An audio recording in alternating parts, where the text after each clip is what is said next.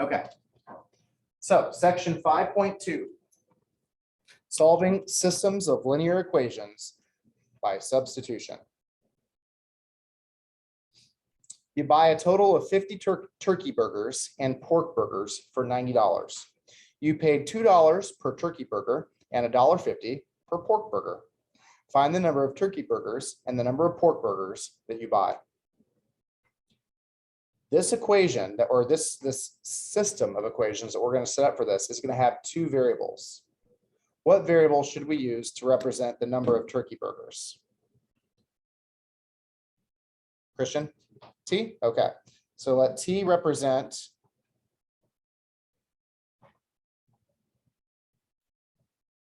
the number of turkey burgers.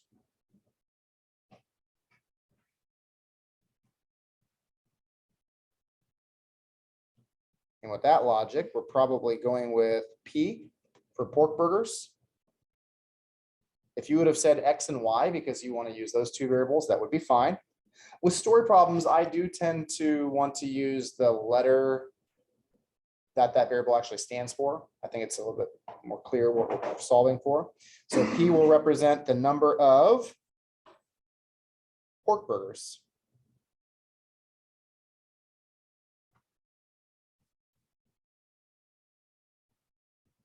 Whereas in most equations we've done, we've had solve for X.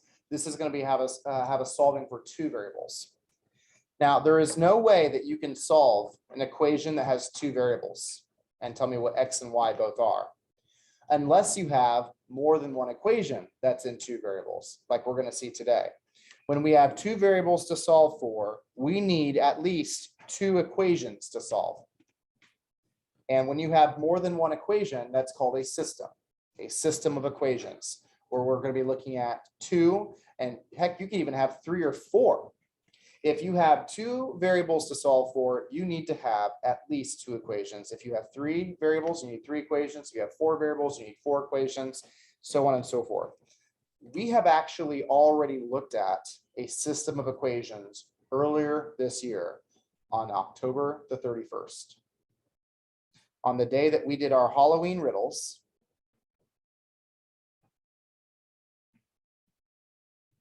there was a bell ringer that we had. Do you remember this one? Vaguely?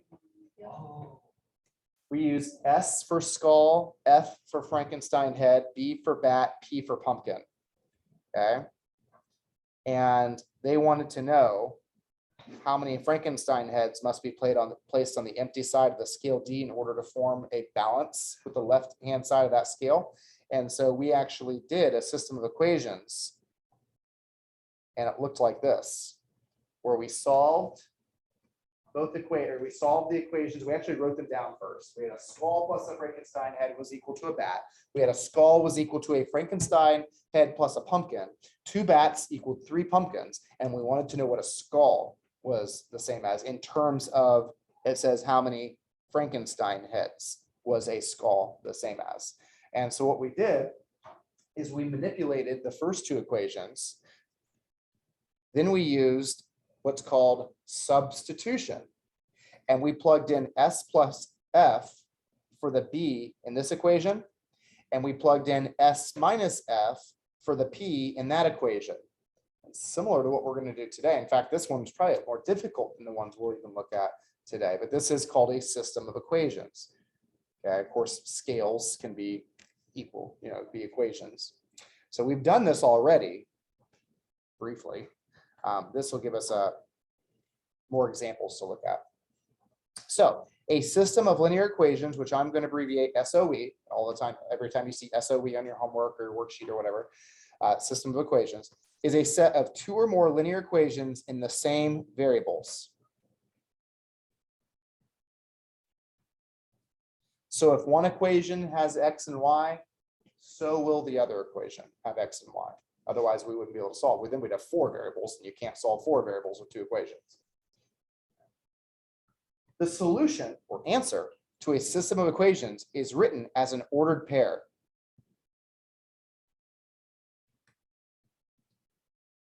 Most of the time, when we write our system of equations, they'll be in terms of X and Y. but the one we're going to solve up here is in terms of t and p. That's perfectly fine. But since most of them are in terms of x, y, when we write our answers, we're going to write them as an ordered pair with the x variable first and the y variable second, and make sure we use parentheses around our ordered pair. We're going to learn 3 ways to solve a system of equations. Today's lesson is titled Substitution. Wednesday, we'll learn how to use elimination, and Friday, we'll learn how to use graphing. Solving by substitution. Solve for the easiest variable in the easiest equation. Substitute the expression into the other equation and solve for that other variable. Step 3, substitute that value into the original equation. And step 4, write your answer as an ordered pair. Now that's not going to make a whole lot of sense until we actually apply it. So let's look at an example problem here.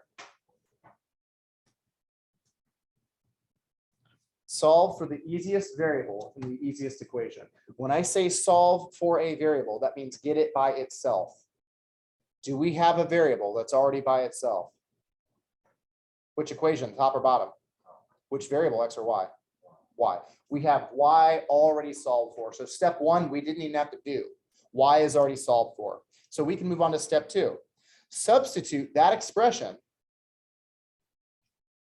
into the other equation. This would be the bottom equation in this problem, and solve for the other variable. So if we know that y is equal to 2x minus 4, I want you to rewrite the bottom equation, but when you see the letter y, don't put y, put 2x minus 4. Substitute it in. So the bottom equation is now going to read as 7x minus 2, and then I'm substituting for y, so I'm going to use parentheses to substitute that in, 2x minus 4. This is why it's called substitution. Once you have one of the variables solved for, take the expression that it's equal to and plug that into the opposite equation for that variable, y. So 7x minus 2, parentheses, 2x minus 4, substituting it in there, equals 5. Now, for those of you that have done your chapter 5 opener, that looks like an example equation you might have solved like on number 3 or 4. Okay, or 3rd or 4th problem. I'm not sure if it was 3 or 4, maybe it was 6 or 7 or 5 or 6. So to solve for x, now you notice we only have one variable. They're all x terms of x, so we can solve this. The first thing I'm going to do is get rid of the parentheses by distributing. And what number am I going to distribute? Be very careful here, Carson. The -2. Yes, it is a -2. And so when I distribute the -2, we've talked about earlier this year how important it is to make sure you know that it's negative, because when you if you don't can take the negative along for the ride, it's going to end up changing the sign on that second number. And so we've got to be careful when we do that. Carson, what is -2 times 2x? Good. And what is -2 times -4? All right, there we go. Copy down the 7x, copy down the equals 5. For those of you that love solving equations, you're going to love this chapter. For those of you that hate solving equations, you're going to get better at them. A lot better at them. Now we combine like terms. Deegan, what are my like terms that I can combine?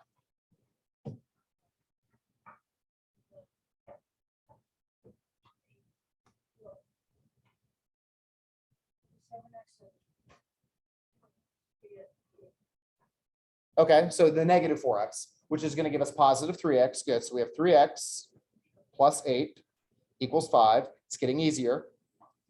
It's looking nicer. Okay. Now we're going to get rid of the 8. Sky, how do I get rid of that 8? Okay. And what's 5 minus 8? -3.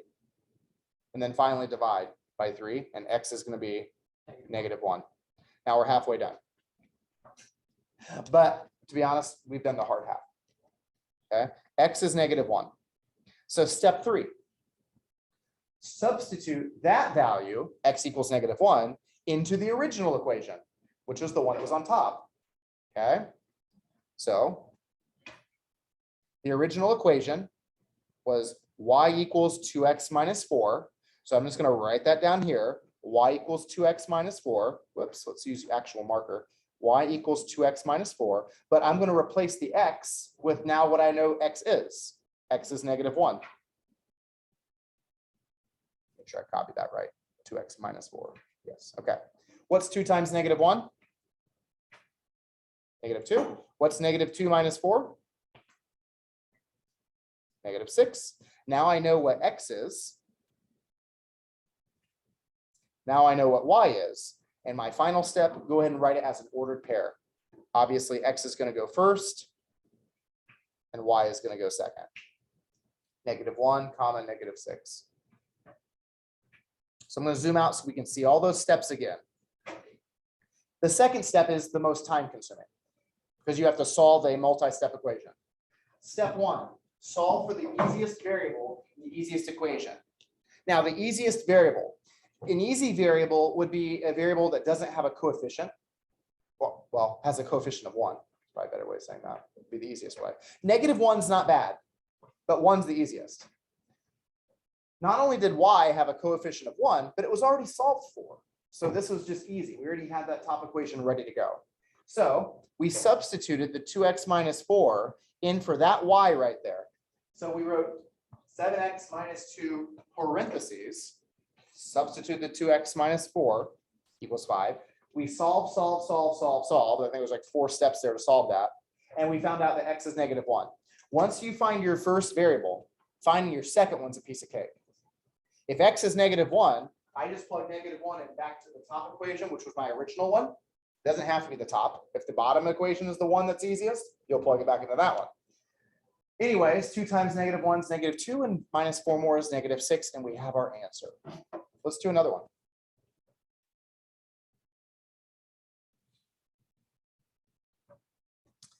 In this next example, what's the easiest variable in the easiest equation to solve for, Jimmy? Second equation, and which variable should we solve for? How about x? It's already solved for, right? That's a piece of cake. So what we're going to do is we're going to substitute this 5y minus 3 in for the x in the top equation. And that's going to make the top equation 2. And instead of writing x, we're going to substitute that x for, since we know x is the same as 5y minus 3, we'll substitute that for 5y minus 3. Don't forget to write the plus 4y equals 1. Oops, equals 1. So don't forget to finish the rest of that top equation. Now we solve. Distribute the 2. Oliver, what's 2 times 5y? Good. And what's 2 times negative 3, Oliver? Negative 6. Usually there's a like term or two to combine. Here we have some like terms. Brady Shannon, what are our like terms? Brady Schnurple, sorry. 10y and 4y. And what's 10y and 4y give you? That's right. They're both positive, so we can actually combine them together by adding. 14y minus 6 equals 1. Now we have a basic 2-step equation that we've solved countless of these before. We're going to get rid of the negative 6 by adding 6 to both sides. If you add 6 to both sides, that gives you 14y equals 7. And then step number 2, or step number 4, is to divide by 14. What's 7 divided by 14, Owen? 0.5. Yeah, or 1/2. Yeah, make sure you understood me correctly. I didn't say 14 divided by 7. That would be 2. I said 7 divided by 14. So the fraction 7/14 reduces to 1/2, reduces to 0.5 as a decimal. If you want to write it as a decimal, that's perfectly fine. So now that we know what y is, I guess we could go ahead and put that right here in our answer, 0.5. Now that we know what y is, finding x will be a piece of cake, because we already have an equation that's solved for x. We just need to plug 0.5 in for that y right there, the original equation that we thought was the easiest. So x equals 5 parentheses 0.5 minus 3. Dawson, what's 5 times 1/2? 2.5.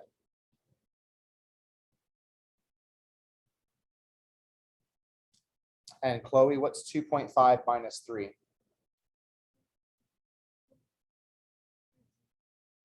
Sure. Yeah, 0.5, 0.5. Yeah, negative 0.5 or negative 0.5. And so now we have our answer of x is negative a half, y is positive a half. Those are the only two values that will make both these equations equal out. Remember how you can normally check your answer by plugging in your value for x to see if the equation equals out on both sides?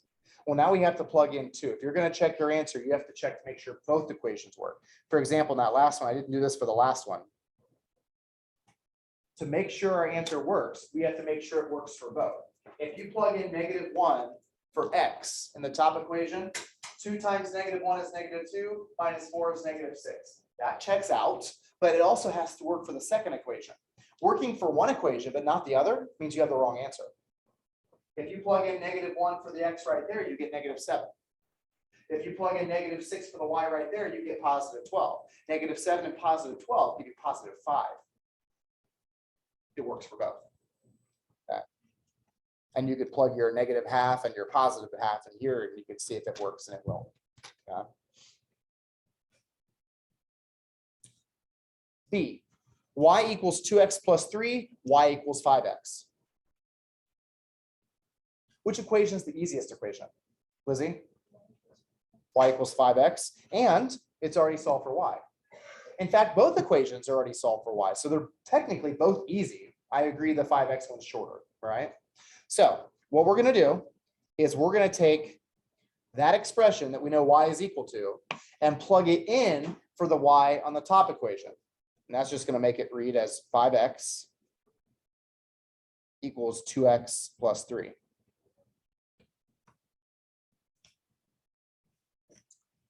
This is actually a property in math called the transitive property. Okay, the transitive property. The transitive property says this: if A equals B and A equals C, what's that tell you about B and C? They're equal. Yeah. If Martin's 13 years old, no, sorry, let me rephrase this. I guess 13 doesn't have anything to do with it. If Martin is as old as Emerson and Martin is as old as Owen, Emerson and Owen must be the same age then, right? Because Martin's equal to them. So what you're doing is you're saying if A equals B and A equals C, then you're saying the two things on the right side of the equation are equal to each other. It's exactly what we just said here. If y is equal to 2x plus 3 and y is also equal to 5x, then 2x plus 3 must be the same as 5x. And we're going to solve and figure out what value of x would make them the same. Now, in this example, we have variables on both sides. It's been a little bit since we've had variables on both sides of our equation. You could move the 5x over to the left and make it a negative number of x's. Or you could move the 2x, I said that wrong, 5x over to the right. Or you could move the 2x over to the left and have a positive number of x's. That would be the easiest way to go about this. If you subtract 2x from both sides, there won't be an x anymore on the right side. How many x's will be on the left side? 3.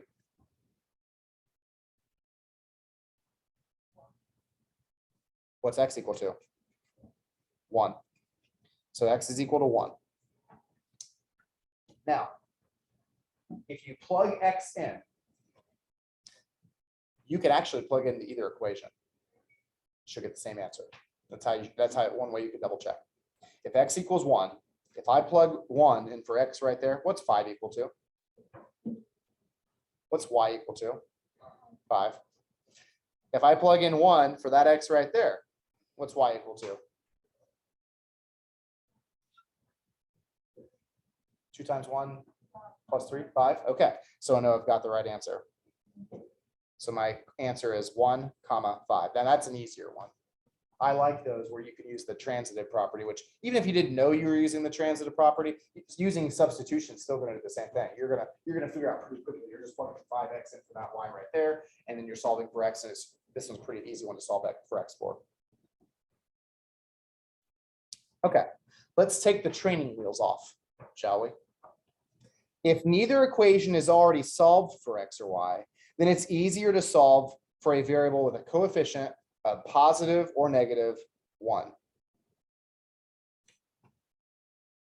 I don't like that positive negative sign being up there. Let's put it right there. Yeah. So if I'm looking here, can you spot the variable that would be the easiest one to solve for? Which one is it, Xander? Top equation X. I absolutely agree. All the other variables, X and Y's, have a coefficient with them. That means in order to get them by themselves, I'd have to move one of the other numbers over and then divide to get rid of that coefficient. But in this case, I just have to move the 4y over and I don't have to divide by anything. X equals negative 4y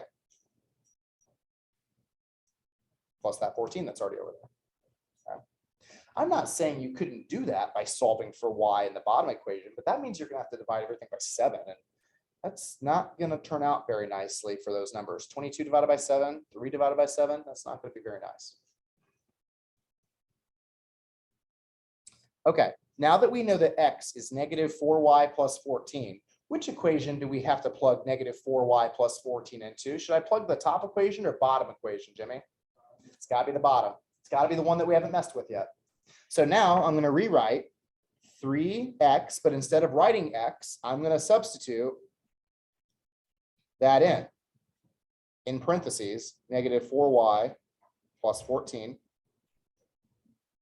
Then I have to write the 7y, and then I have to make it equal to 22. I'm just filling the rest of the equation out once I plug in that 4y plus 14, negative 4y plus 14 for x. When you distribute the 3, Alex, what's 3 times negative 4y? Y, okay. And what's 3 times 14?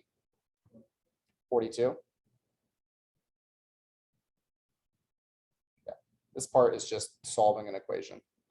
Combining your like terms. Emerson, what do you get when you combine a negative 12y with a positive 7y? That's right.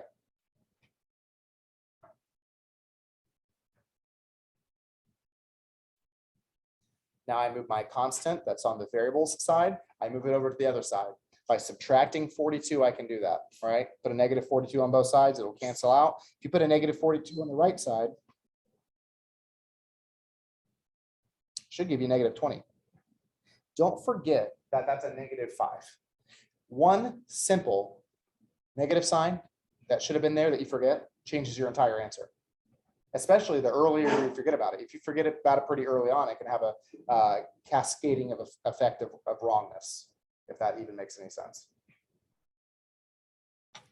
When you divide both sides by negative 5, what will you get for y? 4. So y is equal to 4. Finding the first variable will take you the longest to do.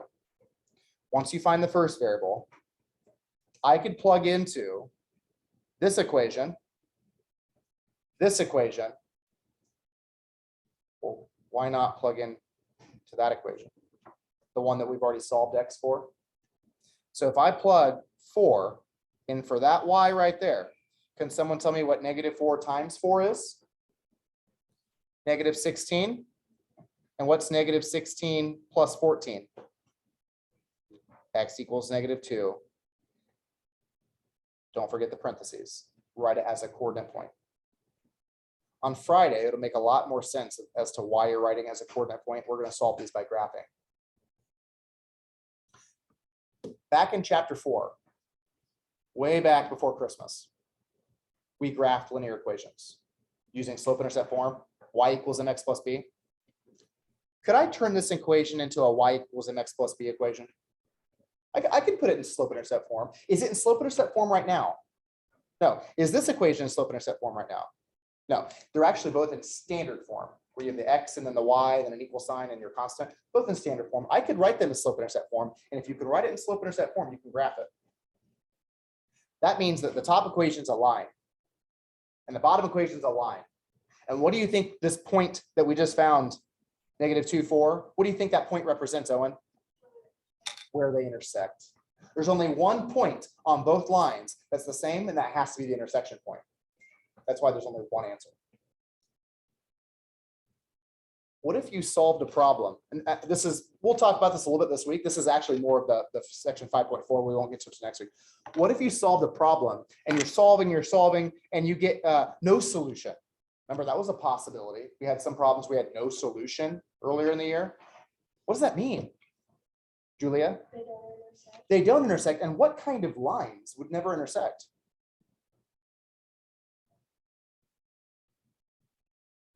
Lines that don't have a slope.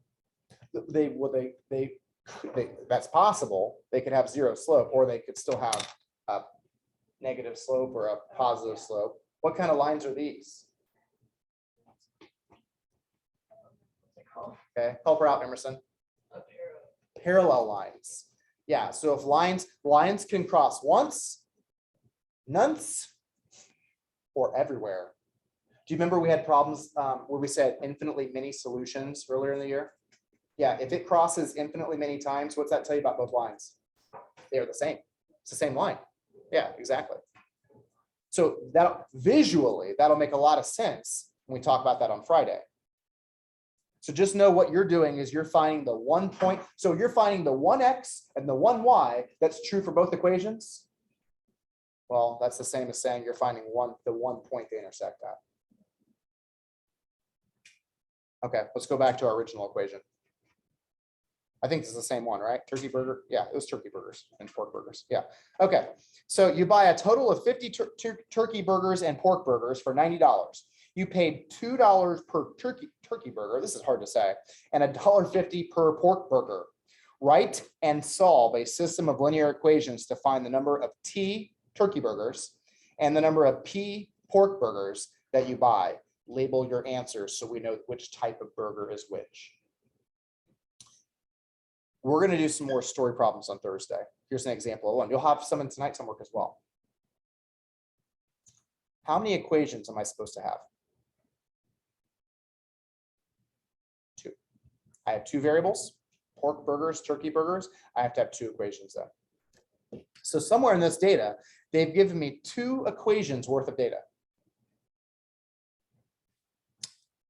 I see here in the first sentence, it says you buy a total of 50 pork and turkey burgers.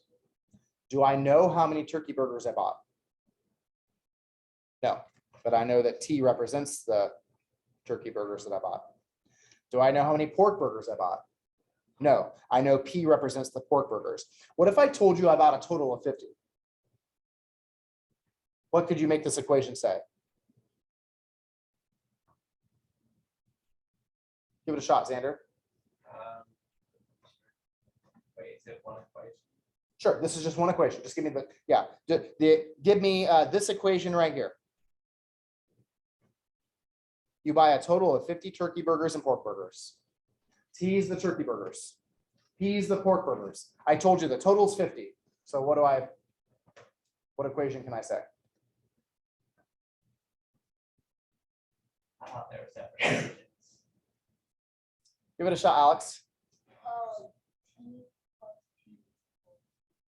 That's right. Turkey burgers plus pork burgers equals 50 total. So we'll call this the total number of burgers equation. They also tell you how much each burger costs and how much money you spent. So we have a total number of burgers equation, and then how about a cost of those burgers equation? How much does it cost for a turkey burger? Jimmy? $2. So $2 for every turkey burger. How much does it cost for a pork burger? Carson? Okay, so 1.5 for each pork burger. Now, if I add those costs together, that should give me the total amount that I spent. Do I know how much money I spent on the burgers? How much? $50. Not $50. $90. Yeah, you've spent $90. So from that information, we're able to put 2 separate equations together. One to represent the total number of burgers you bought, and then one to represent the total amount that you spent. Okay. Which equation seems to be the easiest one to solve for, top or bottom? Lizzie, the one on top, and you choose. They're both equal. They're both, I should say equal. They're both equally easy to solve for. You want to solve for T or P? Okay, so to solve for T in the top equation, we would need to move the P to the other side by subtracting it. that would give you T equals negative P, because it's now negative if you subtract it the other side, plus 50. Now, don't worry, that doesn't mean there's a negative number of pork burgers. We know that's impossible. This will make sense as we're plugging this in. So now I'm going to take this expression, this negative P plus 50, and I'm going to substitute it in for that T right there, because I know that's what T is equal to. I'm going to substitute it for that T in the bottom equation, making the new bottom equation 2 times negative P plus 50, just substituting that, what is now T is equal to negative P plus 50 in for T there, plus 1.5 P equals 90. Distribute the 2. Deegan, what's 2 times negative P? Good. And what's 2 times 50? Okay. Oops, I put equals. I'm supposed to put plus. Plus 1.5 P equals 90. All right. Seth, what do you get when you combine your like terms? In this case, the negative 2P and the positive 1.5P. That's right. Good. Negative 0.5P. And then we'd copy down the 100 equals 90. Jace, how do I get rid of the 100? Good. So if I subtract it, it's no longer going to be on that side, just leaving me the negative 0.5P. Jace, what's 90 minus 100? Okay, this is what is going to make my number of pork burgers go positive, because now I'm doing a negative divided by negative. Jacoby, what's negative 10 divided by negative 0.5?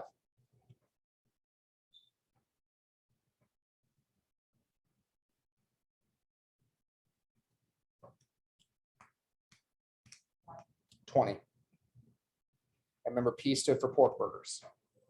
So if I told you that I had 20 pork burgers, you could plug the 20 in right there, or you could plug the 20 in right there. Either way, what plus 20 is going to give you 50? 30. So I guess, as far as like showing your work goes, I guess you could say T plus 20 equals 50, and then T equals 30. Now we have to label. I've already got the labels for you. 30 turkey burgers, 20 pork burgers. Just putting a label of burgers would not be very helpful here. You want to specify which one's which, okay? So the only point that these lines will intersect at is 30 turkey burgers and when P is 20 pork burgers. Okay. That should be enough to get you guys started. 5.2 homework is due on Wednesday. Tomorrow when you come in, I'm going to have a review worksheet, more examples, more substitution, because I realize this is new. We'll do some more examples, and then you guys will have the rest of the time to work on finishing up your big ideas. Please get a start on it. I know that you might find yourself struggling with the story problems. Do what you can. Ask me what you're struggling about. It's probably one equation. Like, for example, I'm guessing the top equation you might have been able to get on your own. The bottom equation might have made you think a little more about. I don't know. Maybe it's the other way around for this one. Typically, people come up and say, I know the top equation. Can you tell me what the bottom one's going to be? I'll help you find the bottom one if you need me to. Okay. So I understand that. Story problems get easier with more exposure. So as you see more and more of them, you're going to start to realize pretty quickly what the equations should have to be. And then you just have to worry about solving them. Okay. So that's what you're working on tonight.